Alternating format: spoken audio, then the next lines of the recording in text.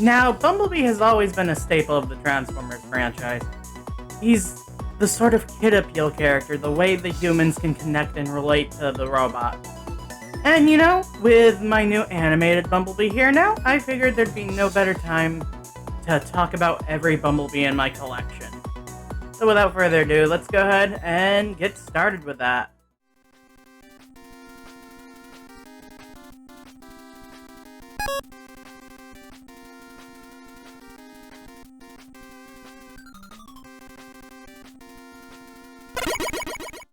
Being where it all started, in theory anyway, the G1 reissue Bumblebee is an adorable, cute little, guy. He's really simple in transformation, actually turning into a penny racer of a VW Beetle rather than a real-world one, because it's based on the microchange figure from way back when. But the reissue here is something that I take a bit of an issue with. That head sculpt isn't what was on the original toy. The head sculpt on the original toy more resembles what we now know as the battle mask look for Bumblebee. And for any reissue that claims to be an accurate recreation / re-release of the original G1 toy, it feels harmful to preservation to just slap on the cartoon and comic head. He's got a really simple transformation though. It's really fun. And he's just an adorable desk toy to have regardless. So I can accept the new head, but it just feels so harmful to historical preservation of toys, and I would really enjoy if reissues that claim to be recreating the original toys were actually doing that. But, yeah. I guess regardless, let's move on to the next B.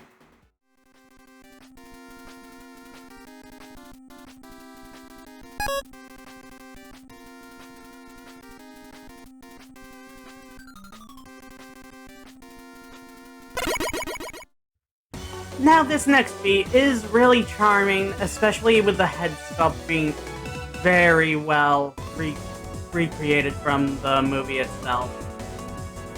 But it suffers from a lot of the issues that a lot of the movie Bumblebees in this video are going to, and that's hampered posability due to a lot of the kibble getting in the way.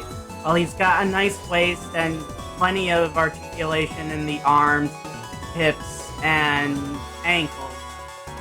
All those wheels on his back and all of the Jeep kibble out there is going to massively get in the way of any sorts of poses you could get with it. That said, his little revolver weapon does what I feel like Hasbro was trying to do with the WFC Gamer Series figures with the integrated weapons, 10 times better by being something that just goes over the hand as opposed to completely replacing the hand. And I feel like, it's pretty darn good at doing what it does. Albeit, mine had to be painted. I know some people could probably be fine with the just flat gray, but it needed that tiny dot of silver for me. That head sculpt really does. Anyway, on to transformation.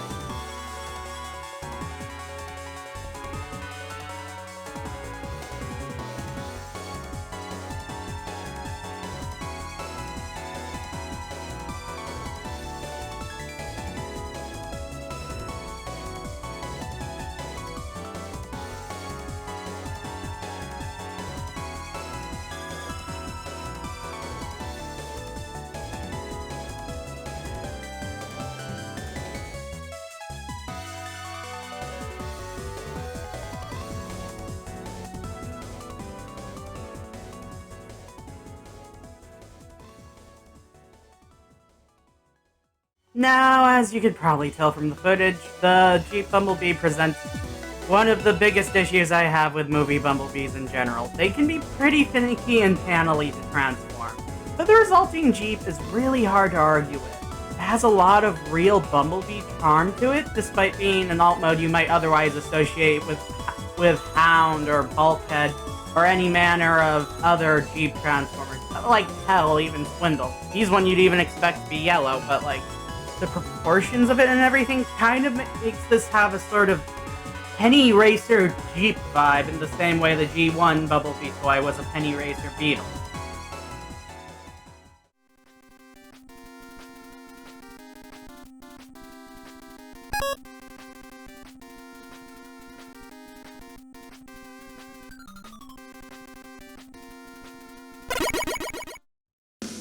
Now, despite the boxiness showing that this Bee clearly doesn't turn into a Beetle, the buzzworthy Earthrise Bumblebee has a lot of charm and really does give off the Bumblebee vibe. That head sculpt alone is just adorable, friendly, and on top of that, I mean, let's be honest, a lot of Bees in the modern era have been pretty darn boxy. I mean, look at Cyberverse, Earthspark, etc. And so, you know, this is pretty okay for a basic evergreen Bumblebee design. It's not what I'd go to first for a G1 Bumblebee, but, you know, I'm glad to have it in the collection, even if I did just get him as a bonus with a bunch of other cats, if I'm being blunt. He's also got 10 times the posability of the Jeep Bumblebee and the other movie Bumblebees we'll see later in the list, because he's just unhindered by kibble. Now, he is a parts former, though, which might be a bit of a deal breaker for some people, but I don't mind it so much. He did come with a bunch of crazy bazookas and whatnot, but if I'm being honest here, I ended up just giving those to another character in the set, and I gave him a customized pistol. Because, I mean, this guy is all about espionage and like. He's not like Cliff Jumper or even Bug Bite, where he'll just go in all kitted out for demolition. As for transformation, it is pretty simple, and for sake of brevity, I'm just going to show this version of the mold's transformation and not really any of the others.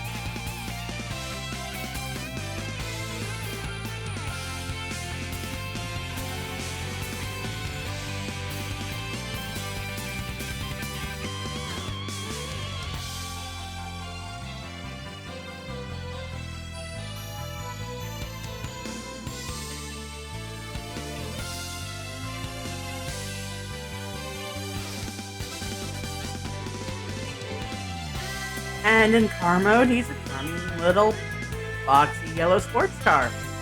It actually kind of reminds me of how he looks in Earthspark a little bit. And, you know, he rolls really well. He's a pretty cool Bee.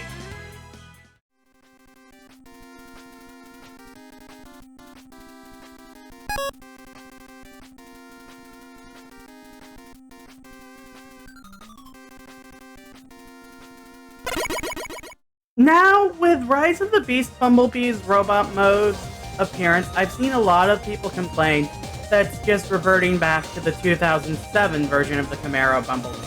And I honestly disagree in a lot of ways. He's slightly stubbier proportionate-wise, and it feels more like a sort of step between the VW Bumblebee we see throughout most of the Bumblebee movie and the 2007 character. He's a lot, I don't know, like, cuter, rounder. The feet shapes are much more Mega Man-esque. Now, the problem with this toy version in particular, though, is the same problem I had with the Jeep Bumblebee's blaster. It's criminally underpainted. That sword and everything, completely unpainted. Same with his blaster. And less easy to paint is his face. Here's a quick close-up of that face sculpt. This is all the paint that's on it, and I don't want to risk messing it up by taking any sort of marker to the face of the thing. But, I mean, let's go ahead and take a look at his Camaro mode.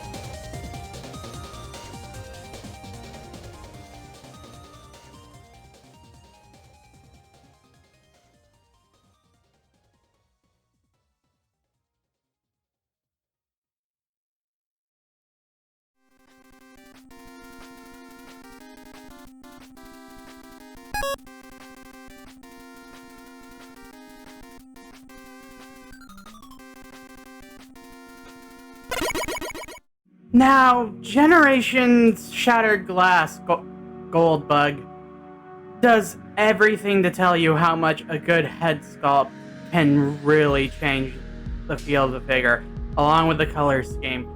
This feels like a version of Bumblebee that had been broken down by his inadequacies in the past and had been constantly rebuilding himself and recreating himself until he's the shadow of the man he was.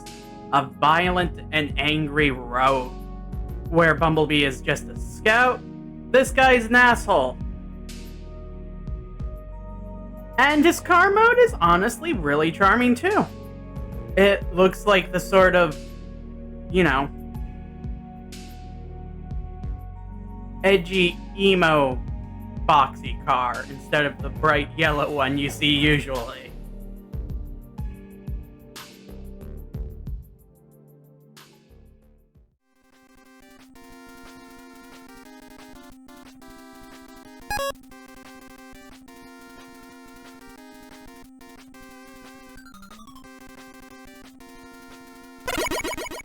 Now, as for Thrilling 30 Goldfire here, I've already talked about him in my Thrilling 30 retrospective video. If you want to go take a look, I guess. But what's important here is, well, Thrilling 30 Goldfire is a disappointment to his mother. His mother being me in this scenario. Yeah.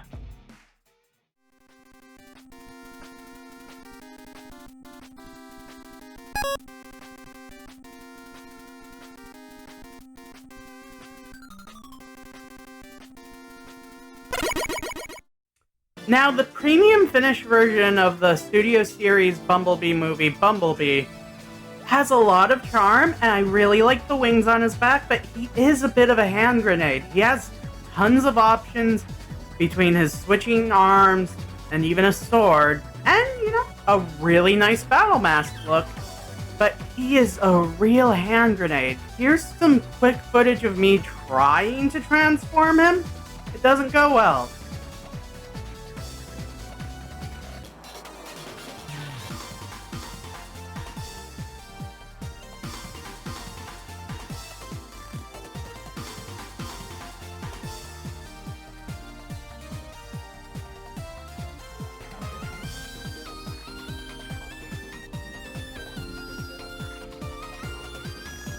Admittedly, while the transformation isn't fun to do, the resulting Beetle is an absolutely stunning piece of licensed vehicle. This really does feel like a restored VW Bug from back in the, 70s, 80s, around that era. It rolls really well, and I do like it, but honestly, for my money, I think I'm going to keep this guy in robot mode for the most part, because the robot mode is just so cute, especially with, the bug-like wings and everything. And it's not fun to transform. I imagine a lot of people with, Masterpiece Megatrons and the like have the same sort of sentiment towards them. Now, anyway, I guess we're on to the Power of the Primes, guy.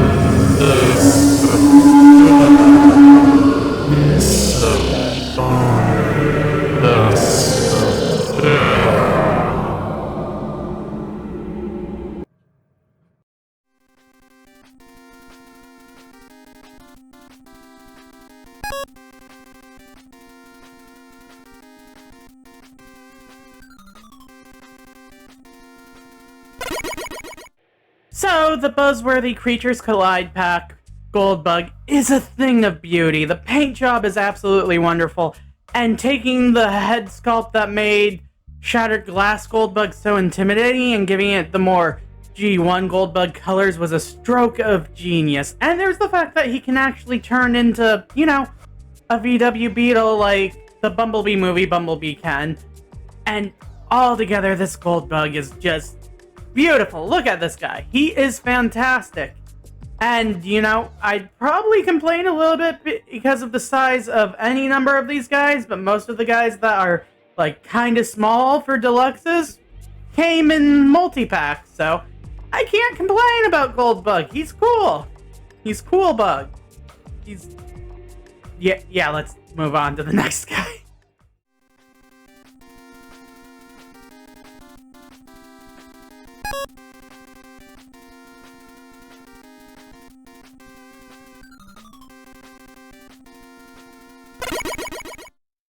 So design-wise, Animated Bee has a lot going for him. He looks really spry, young, youthful, like somewhere between Hotshot and Bumblebee. He is just super lively looking and, well, animated. Even the face sculpt doesn't look that far off from how he would have looked in animated, but like, it's like updated just enough that he can fit in alongside any other characters in the Generations line. And I am really happy with it. The rockets are a nice detail, and, well, I feel kind of bugged by the fact that the only way to really equip his stingers is through the rockets or through the two-handed mode, though. It's not great, but it's alright. Though I do have to admit that paying $25 for something that's really more between the size of a proper deluxe and a core class feels kind of weird to me, and honestly, it reminds me of back when we had Scout class figures, you know? A price point between the Legends class and Deluxe class. Almost like the only reason we don't have that anymore is an excuse for Hasbro to charge us more money for the characters we want. But that couldn't be, am I right? Guys? Anyway, yeah, Bumblebee's posability is pretty damn top-notch. It's just as good as the Earthrise, Siege, whatever mold posability. And, you know, he's also got a lot of, like, 5mm ports and the like, and using the Spark Armor from the old Prowl Spark Armor set from Cyberverse, you can do a pretty decent jet-winged up Bumblebee. That sort of feels like the whole Aqua Pack, Jetpack thing that the Japanese version of Animated Bee had. And it looks pretty good, honestly. He's also got what the Earthrise mold and most Transformers molds end up lacking, in that he actually has an ab pocket. It's pretty crazy, man. Anyway, let's transform him.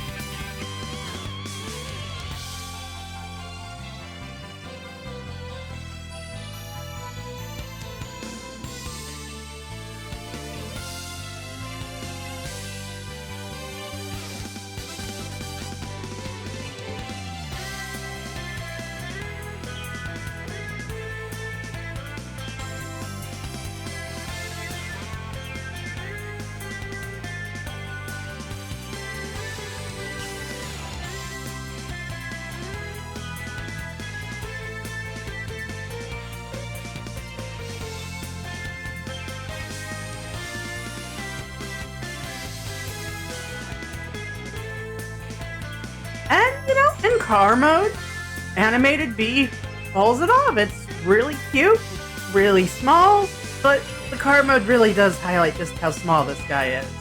We really need a Scout Classic in Hasbro. We have more than enough small-scale characters to justify it. And, well, that's all I've got on my bees. If you have any thoughts of your own on Bumblebee, or think I might have missed any details about these bees, go ahead and poke me in the comments. Conversation never hurts. Except when it's with a knife. Never talk to someone who's saying they're going to start a conversation with you using a knife. And, you know, overall, I think all these bees are really solid, though. Hasbro does... Well, I mean, with how many Bumblebees Hasbro does a year, can you really say you're surprised that they've kind of gotten it down to a science at this point? Anyway, Tiv out.